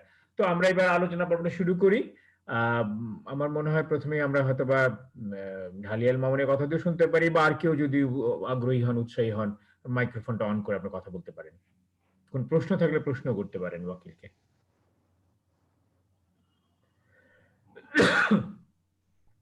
এই প্রথম ঢালি ভাই। আলম, আমাকেই কি প্রথমে? আমি তো না, প্রথমেরটা পাওয়াটা খুব কঠিন হয়ে যায়, কেউ শুরু করতে চায় না। হ্যাঁ, তো এই জন্য একজনকে চাপিয়ে দিলাম। ছবি দেখাতে হবে না, কথা শুনলেই হবে? ছবি দেখলে তো ভালোই হয়, এটা ছবির অনুষ্ঠান। কেবলই দৃশ্যের জন্ম হয়, এটা নতুন দৃশ্য যদি এখন আমি দেখতে পাই তো ভালোই তো হয়। দৃশ্য আমি তো একটু ঠান্ডায় আক্রান্ত হয়েছি, সেই জন্য চেহারাটা একটু খুবই। হ্যাঁ, এই তো বাবা, অসাধারণ দৃশ্য। আচ্ছা, বলেন। কি বলবো, আমি তো শুনলাম, তো ওয়াকিল তো অনেকটাই ক্লিয়ার করেছে। আর আমরা তো ওর সহযোগী অ্যাকচুয়ালি। এখন আমাকে বলতে হলে ওয়াকিল সম্পর্কে বলতে হবে। ওয়াকিল ছাত্র জীবন থেকে প্রায় 4 দশকের অধিক সময়ে আমরা প্রায় একসাথেই বেড়ে উঠেছি। আহ, অনেক অনেক কিছুই আমাদের সাথে হয়ে মানে আমরা দেখেছি বা নিজেদেরকে নির্মাণ করার চেষ্টা করেছি, বা আমাদের একটা সম্মিলিত প্রয়াস সবকিছু ছিল। হয়তো শেষে এসে ওয়াকিল বহুদিন, প্রায় 25-26 বছর বার্লিনে থাকার পর আবার দেশে ফিরে আসেন। ফিরে আসার পর ওয়াকিল নিজেই স্বপ্রণোদিত হয়ে, আপনি শুনলেন, ঢাকা সেন্টারের সাথে যুক্ত হলো। এটা এটা একটি আমাদের জেনারেশন হচ্ছে, বলা যায় বাংলাদেশের স্বাধীনতা যুদ্ধ দেখবার যাদের সচেতনতা ছিল, ওদের শেষ জেনারেশন, সেটার মধ্যে আপনিও পড়েন, যাদের স্মৃতিতে এখনো আহ স্বাধীনতা যুদ্ধের স্মৃতি এখনো রয়েছে। আমরাই বোধহয় সরাসরি সাক্ষাৎ স্মৃতি বহন করি জেনারেশন। এরপরে হয়তো অনেকেরই স্মৃতি থাকতে পারে, কিন্তু সেটি হয়তো খানিকটা ক্ষীণ। আমাদের বয়সের তুলনায় আমরা সবে, তখন আমরা ঠিক টিনেজারও বলা যাবে না, তারও নিচে আমরা অবস্থান করতাম। ফলে ওরকম একটি স্মৃতির মধ্যে ছিলাম। ফলে এই যে বাংলাদেশ স্বাধীন হওয়ার পরে আমরা ঠিক ওই জাতীয়তাবাদের যাচ্ছন্যতা, সেটিকেও ঠিক আমাদেরকে এভাবে হয়তো গ্রাস করেনি। জাতীয়তাবাদ নিয়েও আমাদের মধ্যে অনেক প্রশ্ন উত্থিত হয়েছিল। আবার একই সাথে দেশের নতুন বয়ান নিয়ে নতুন দেশ কিভাবে নির্মিত হবে, এসব চিন্তা আমাদের মধ্যে সম্মিলিতভাবে ছিল। আমাদের অন্যান্য ডিসিপ্লিন, অন্যান্য শাখার বন্ধুরাও, সহযাত্রীরাও একই ধরনের ভেবেছেন। তার মধ্যে উল্লেখযোগ্য চলচ্চিত্রকার, কবি, সাহিত্যিক, আপনি নিজেও, এরকম অনেকেই আমার মনে হয় রয়েছেন। ইভেন অন্যান্য ডিসিপ্লিন যারা প্রকৌশলী বা যারা স্থপতি, প্রত্যেকের মধ্যেই এরকম একটি দেশ নির্মাণ কিংবা সম্মিলিত একটা কালেকটিভ এফোর্ট দেওয়ার, নতুন করে দেশকে নির্মাণ করার প্রয়াস ছিল। আমার মনে হয় তারই একটি পরম্পরা হয়তো ভিতরে সুপ্তভাবে লালিত আছে, এখনো হয়তো জেগে আছে। সেটিরই হয়তো একটি আমার মনে হয় বহিঃ প্রকাশ এই ওয়াকিলের নেতৃত্বে যেটি হচ্ছে কলাকেন্দ্র। ওয়াকিল বারবারই বলছিল যে এখানে যারা এসছেন, মানে যে এইসব শিল্পীরা এখানে স্থান পান, তাদের অধিকাংশই তরুণ। এবং একটি পরিসংখ্যানও দিল যে যেটি বাংলাদেশের সত্যিকার অর্থে সৃজনশীলতার পরিমণ্ডলে একটি নতুন, মানে কি বলে যে বাস্তবতা, যে অ্যাপাবল অফ দ্য উইমেন আর্টিস্ট, এই যে একটা উত্থান, এটি এটি কিন্তু কেউ দেয়নি, এটি আসলে তারা অর্জন করেছে, কিংবা এটি হয়েছে সমস্ত পরিস্থিতির মধ্যে দিয়ে। এটি একটি, মানে আমি মনে করি, সাংঘাতিক ঘটনা বাংলাদেশের শিল্পকলার সৃজনশীলতার জগতে। ইভেন সাহিত্যের ক্ষেত্রেও দেখা যায় এখন এই ব্যাপারটি, এবং চলচ্চিত্রের ক্ষেত্রেও দেখতে পাই আমরা, স্থাপত্যের ক্ষেত্রেও আমরা দেখতে পাই। ফলে প্রত্যেক ক্ষেত্রেই আমরা দেখতে পাচ্ছি, ইভেন প্রশাসনিক ক্ষেত্রেও অনেক ক্ষেত্রেই আমরা এটি পেয়ে থাকি। ফলে আরেকটি হচ্ছে তরুণ যেসব শিল্পীরা, যারা বিদ্যায়তনিক পরিমণ্ডল শেষে একটা প্রথার বাইরে গিয়ে নতুন করে সৃজনশীলতার সন্ধান করতে চান, তাদেরকে কি করে আসলে নারিশ করা যায়, কিংবা তাদেরকে কি করে আসলে আত্মবিশ্বাস সংহত করার সহযোগিতা করা যায়, সেই কাজটি বোধহয় আমার মনে হয় কলাকেন্দ্র করে থাকে। ফলে এইটুকু আমি বলতে পারি। আর এখানে আমি, যেহেতু আমি পরোক্ষভাবে বা প্রত্যক্ষভাবে বা ওর চিন্তার সহযাত্রী হিসেবে থাকি, সেই জন্য আমি মনে করি এটি আমার চেতনা এবং দেহেরই অংশ। ফলে অনেক ক্ষেত্রে আমার নিজের চেতনা এবং দেহকে দেখা খুব কঠিন হয়ে পড়ে।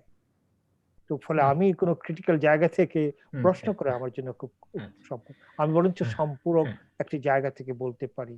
এবং এটি সাম্প্রতিক এরকম একটি পরিস্থিতির মধ্যে ওয়াকিল কি দুঃসাহসী একটি জায়গায় গেছে, আমি হলে পারতাম না।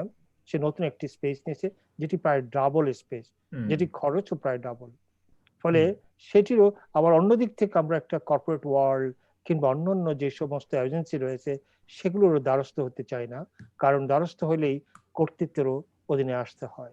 সেই ছায়াতলও যেতে উৎসাহী নয় ওয়াকিল এবং ওয়াকিলের সহযাত্রীরা। ফলে সেই জায়গা থেকেই আমার মনে হয় এটি আবারও সেই বিশ্বাস, ভালোবাসা এবং অভ্যন্তরীণ প্রতিজ্ঞারই এক প্রতিফলন, এটুকু বলতে পারি। ধন্যবাদ। অনেক ধন্যবাদ। আমরা এটা আমি শুনতে চাইছিলাম আসলে, তার যে নতুন জায়গাটির বিষয়ে আপনি বলে দিলেন তা আমি আসলে আশা করছিলাম যে কলা কেন্দ্র বিষয়ে যেভাবে ও চালাচ্ছে, তার সমস্যা, তার উত্তরণের উপায়, চ্যালেঞ্জেস, এগুলো নিয়ে হয়তো বা কারো কারো মনে প্রশ্ন থাকবে, থাকা উচিত, কারণ এটা তো একটা একেবারে পথ প্রদর্শক, পথ দেখালো, অন্যরা নিশ্চয়ই তাকে অনুসরণ করতে চাইবে। ফলে এই ওই ওয়াকিলের অভিজ্ঞতা থেকে কারো কারো কিছু নেয়ার যদি থাকে, এটাই সুযোগ। আর এছাড়াও যদি কোনো প্রশ্ন থাকে করতেই পারেন আর কি। তো একটু প্রশ্ন হলে বোধহয় ভালো হয়, ওয়াকিলও কিছু বলার সুযোগ পায়। আমি জানি তার কারণ না থাকুক, একজনের প্রশ্ন থাকবেই। চন্দন শফিকুল কবিরের সবসময় একটা প্রশ্নশীল মন, চন্দনের নিশ্চয়ই কিছু প্রশ্ন রয়েছে। তুমি এখন সেই প্রশ্ন করতে পারো, বা অন্যরাও যারা আছেন এখানে, দেবাশিস, আরো যারা দেখছি আমি, রাজীব, বলতে পারেন। হুম হুম ধন্যবাদ আলম ভাই। হুম আহ, আমি চুপে চাপে কিন্তু হুম। ওয়াকিল ভাইয়ের সাথে আবার কি বলে চ্যাটেও দু একটু কথা আমি বলে ফেলেছি already। আচ্ছা, তো সেটা সেটা না, সেটা চুপে। না, এটা এবার আমাদেরকে শোনাও, যাই স্বরূপে হোক যাই শোনাও হোক আর কি। হ্যাঁ, এবং হ্যাঁ ছবি নিজের চেহারাটা দেখে বলতে পারলেও বোধহয় আরো একটু ভালো হতো আর কি, যেটা যদি তাই না? খুব, হ্যাঁ হ্যাঁ, আমার মনে হয় অন্যরা দেখতে চাইবে অথবা তো মুখটা, চেহারাটা। আর আমি যদি জানি বেশ, হ্যাঁ, এই তো। চেহারায় হ্যাঁ তেমন হ্যাঁ, কোনো জৌলুস নেই, না না, কিন্তু তারপরেও আসতেই হলো। তারপর বিলেতবাসী বলে কথা, তো শত রাইট হলেও আর রাইট কি। হ্যাঁ রাইট হ্যাঁ, রাইট সেই। রাইট, আচ্ছা, একদমই হ্যাঁ, তাই। বলো প্লিজ। একদম। ওয়াকিল ভাইয়ের সাধারণত যা হয় অত্যন্ত প্রাঞ্জল এবং সুস্পষ্ট গন্তব্যে ওনার বক্তব্যটুকু উনি শেষ করেছেন।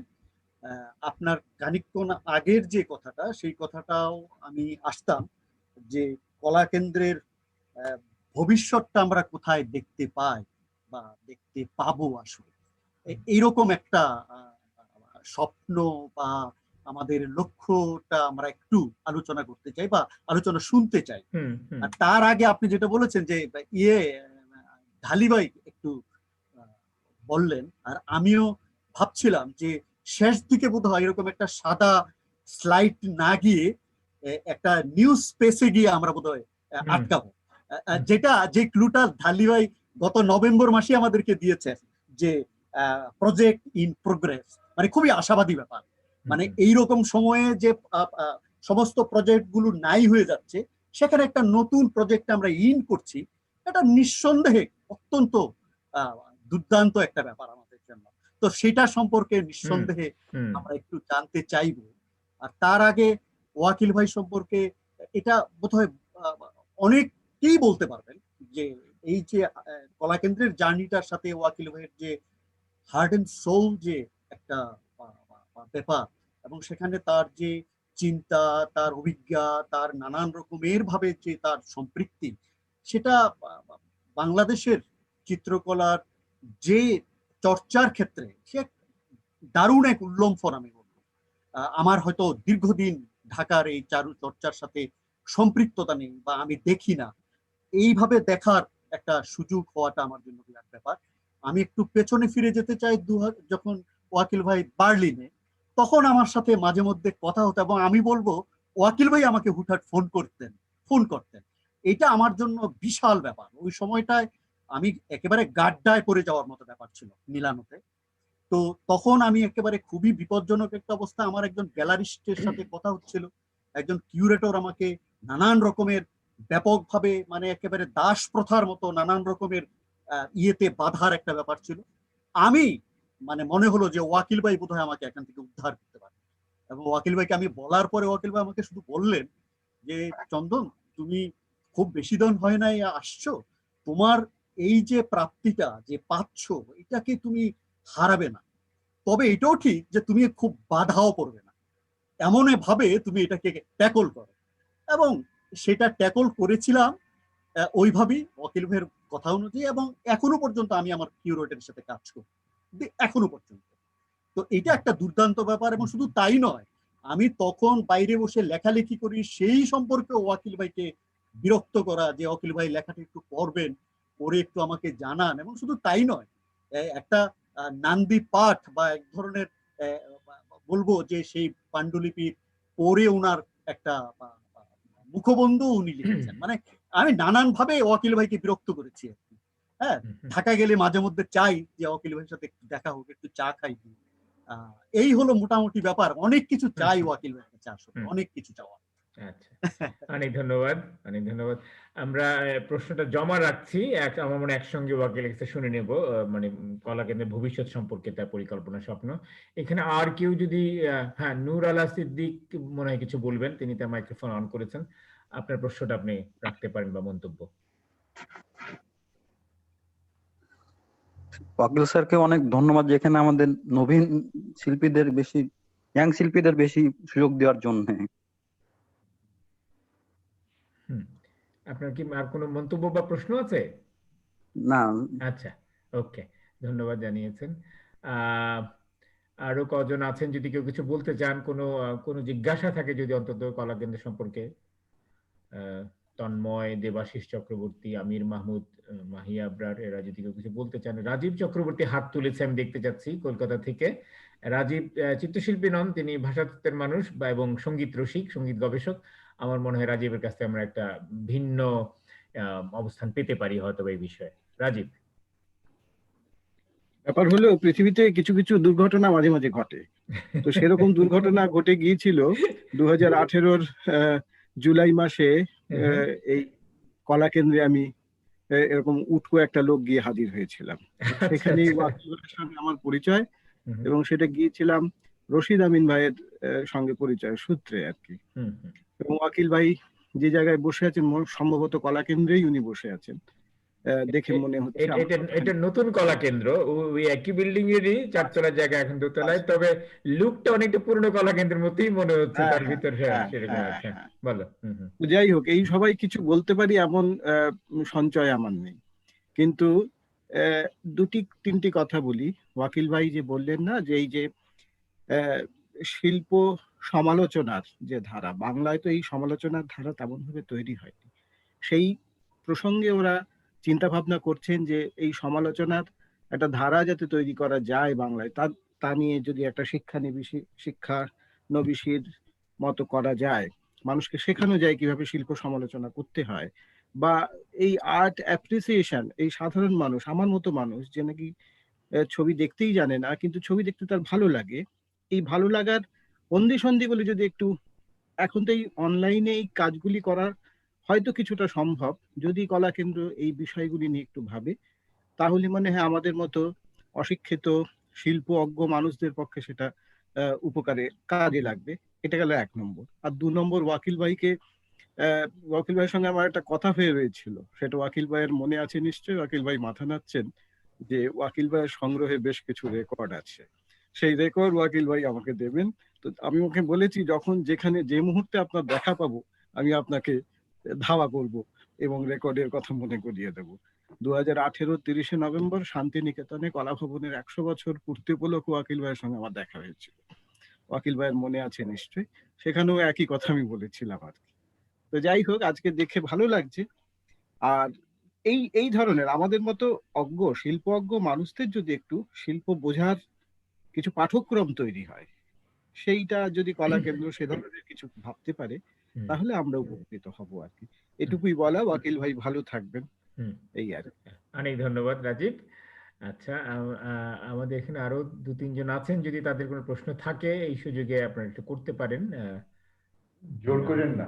হ্যাঁ, না, জোর করছি না। আচ্ছা, ঠিক আছে, আমার মনে হয় না আর কেউ আগ্রহী। তো আমার নিজেরই আসলে জানার বিষয় ছিল, মানে এই কলা কেন্দ্রের এই জার্নিটা 5 বছরের, দেখে শুনে তো মনে হচ্ছে যে প্রচুর কাজ হয়েছে, প্রচুর, কিন্তু এটা নিশ্চয়ই কোনো সহজ ছিল না। হ্যাঁ, সহজ তো হওয়ার কথাই নয়।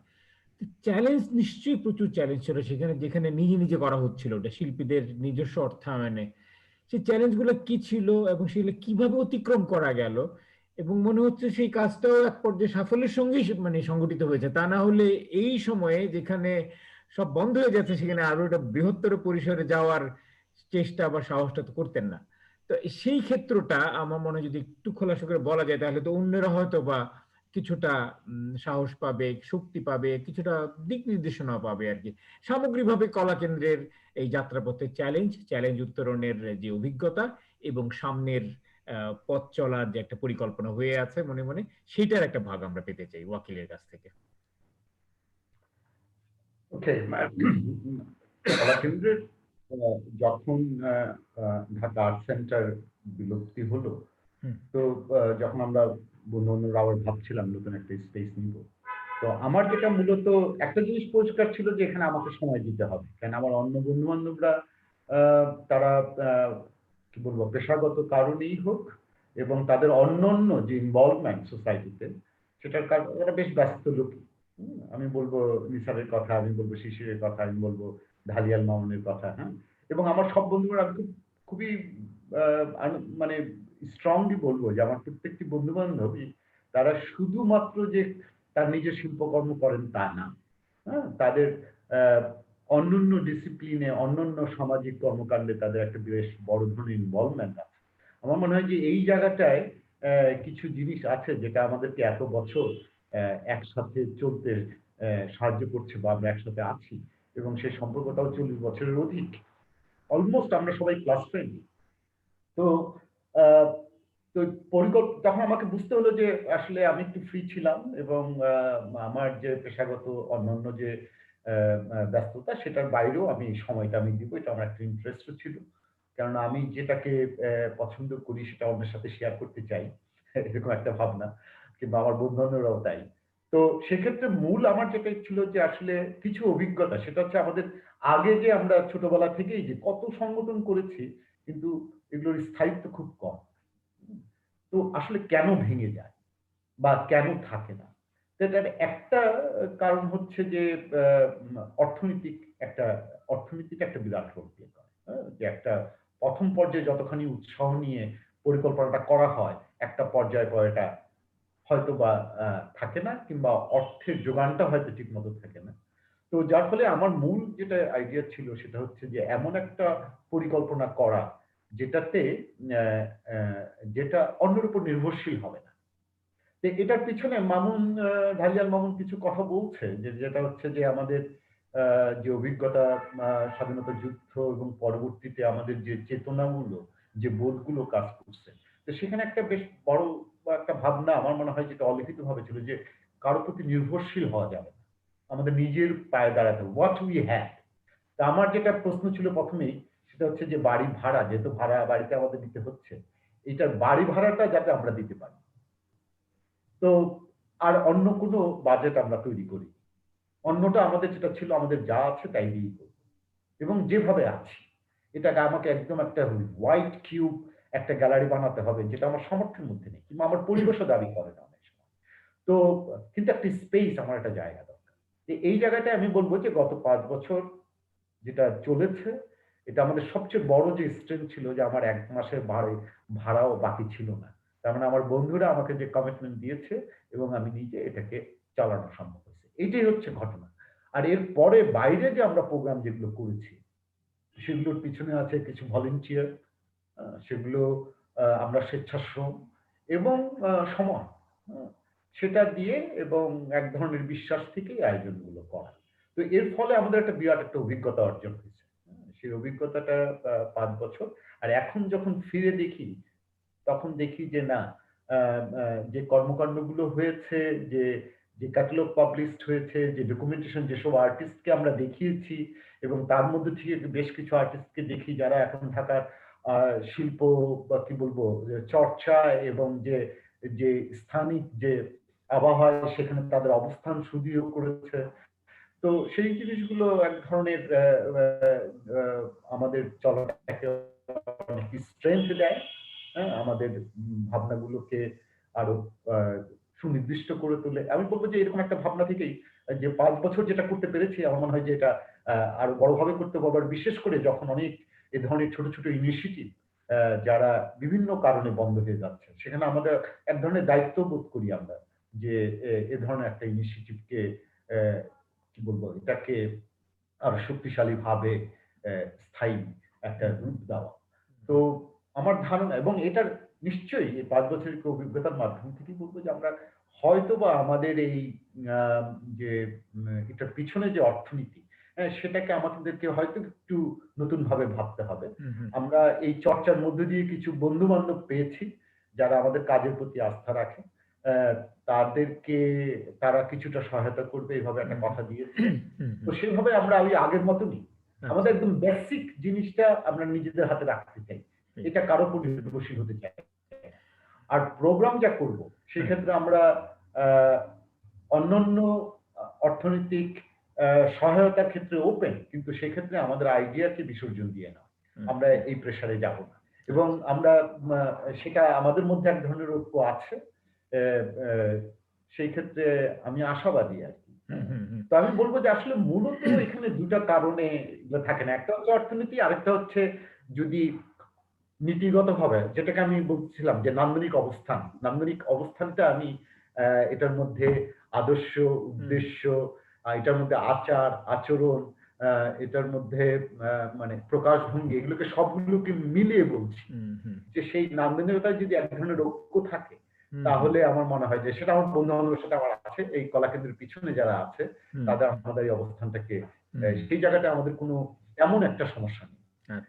তো এই জন্য আমি মনে করি না যে এটা ভেঙে যাওয়ার আর কোনো, মানে আমরা চেষ্টা করতে পারি। আরেকটা জিনিস বলি, সেটা হচ্ছে যে আমরা একটা জিনিস চেষ্টা করছি, নাও হতে পারে, আমি এটার জন্য কাউকে জবাবদিহি করবো না, কারণ এই কাজটা তো আমি কারোর কাছ থেকে ওইভাবে নেই নি। আমি আমার যতক্ষণ, আমার বন্ধু বান্ধব তাই মনে করে যে যতক্ষণ আমাদের সামর্থ্য আছে, যতক্ষণ আমরা এটা পারবো, উইল ডু।